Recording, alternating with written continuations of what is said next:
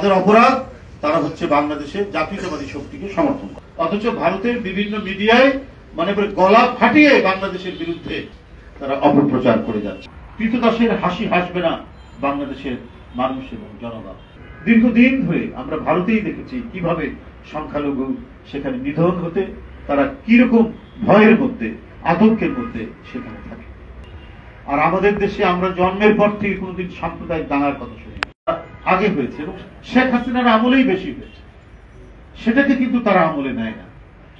তারপরে এখানে একটা উদ্দেশ্য কাজ করছে।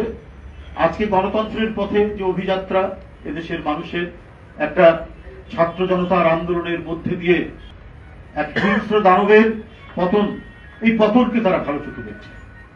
কারণ শেখ হাসিনাকে দিয়ে যেটা পারত, নিশ্চয়ই একটি জাতীয়তাবাদী শক্তি বা গণতন্ত্র মনম রাজনৈতিক দলগুলো যারাই ক্ষমতায় আসুক তারা তো ওই কথা শুনবে না। কৃতদাসের হাসি হাসবে না বাংলাদেশের মানুষ এবং জনগণ। এটা তারা জানে বলেই আজকে নানাভাবে তারা অপপ্রচারে মেতেছে। আওয়ামী লীগের হাতে যখন আক্রান্ত হয়েছে বিএনপির কোন নেতা কর্মী, তখন কিন্তু একটা কথা বলেনি। বাবু গয়েশ্বরচন্দ্র রায়কে ফেলে দিয়ে তার উপরে পুলিশ যেভাবে লাঠিপেটা করেছে, কই এই জন্য তো ভারত সরকার কোন স্টেটমেন্ট দেয়নি, বিবৃতি দেয়নি। কারণ বাবু গয়েশ্বরচন্দ্র রায় বিএনপি করে।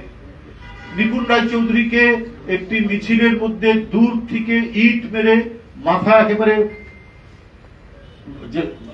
মাথা যে ফাটিয়ে দিল, এটার জন্য তো আমরা কোনো তৎপরতা দেখিনি। নিপুণ রায়চৌধুরী তো হিন্দু সম্প্রদায়ের মানুষ, এদেশের নাগরিক, বাংলাদেশের নাগরিক, কিন্তু বিএনপি করে। তার সারা মাথা থেকে যে রক্ত ঝরে পড়লো, এটার জন্য তো আমরা কোনো স্টেটমেন্ট দিতে দেখলাম না।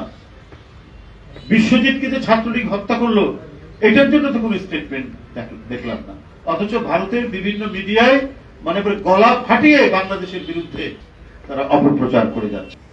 আজকে রমেশ দত্ত, আজকে অমলেন্দু দাস, অপু, আজকে সঞ্জয়, অসংখ্য নেতা যারা ছাত্র জীবন থেকে এই দল করে আসছে, তাদের শরীরকে কত রক্ত ঝরিয়েছে আওয়ামী লীগ, তারপরেও তারা এই দল থেকে সরে যায়নি। তরুণদের কত লোক এই দল করেছে, এখনো করছে।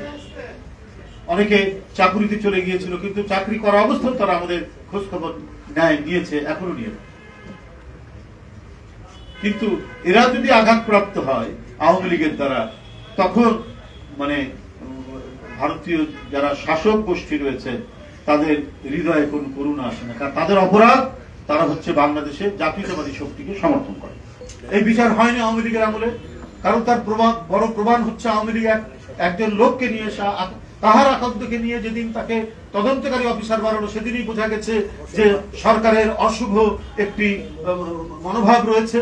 তারা যারা তারেক রহমানকে এবং বিএনপির অন্যান্য নেতৃবৃন্দকে মানে জোর করে রাষ্ট্রশক্তি দিয়ে তারা সেটিকে করবে, কি বলে যে তাদের উপর তারা সাজা দিবে, শাস্তি দিবে, এটাই ছিল তাদের উদ্দেশ্য। আমি বলবো যে ন্যায় বিচার হয়েছে, যথার্থ বিচার। আমি মনে করি যে আপিল বিভাগ যথার্থ বিচার করেছে, ন্যায় বিচার হয়েছে।